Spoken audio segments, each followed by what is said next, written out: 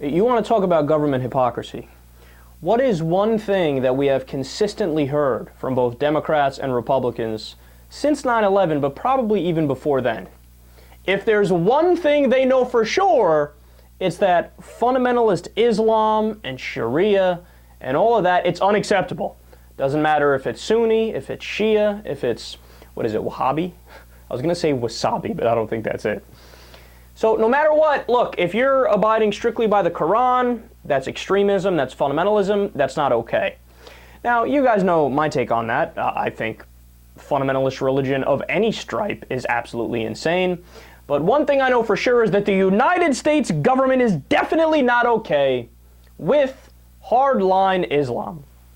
Well, that's funny because we just learned today the U.S. Department of Defense this week awarded a $641 million contract to provide more than 1,000 cluster bombs to Saudi frickin' Arabia. The name of the defense contractor that was awarded this was Textron Defense Systems. Now, realize something. If there was any ever doubt before that money didn't rule politics in this world, or in this country, more accurately the world, this puts that to rest. No, do you realize what the government of Saudi Arabia does and has done? First of all, women, no rights. Like, nothing. Like, when you go outside, you're barely allowed to show a fucking eyeball. The guys lose it in their pants. If they see a little bit of a leg, they're like, oh, I just jizzed myself.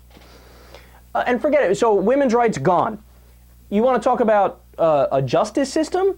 Try a justice system where they will whip you or they will stone you to death.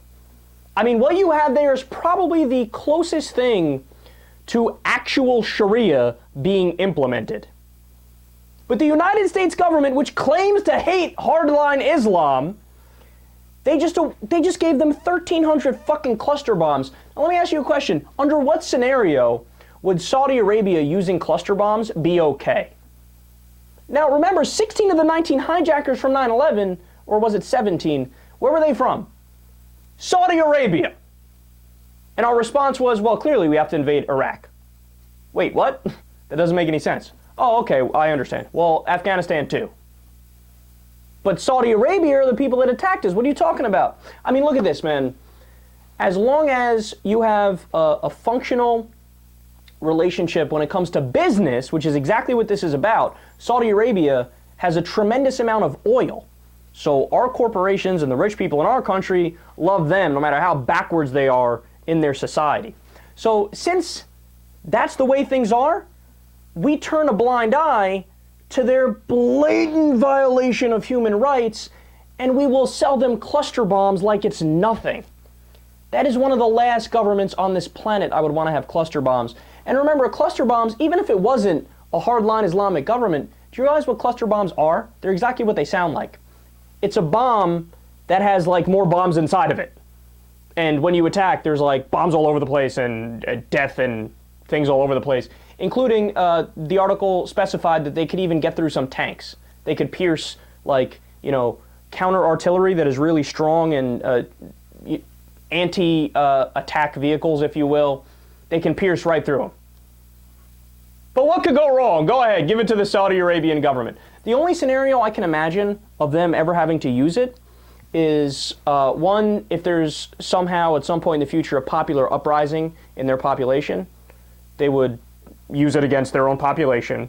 Apparently we sanction that, we condone it. Or if they were to try to spread out more in the Middle East, or pick a fight with another Middle Eastern country. Apparently we would sit by idly and watch as this fundamentalist Islamic government wants to expand and make more places fundamentalist Islamic. Incredible.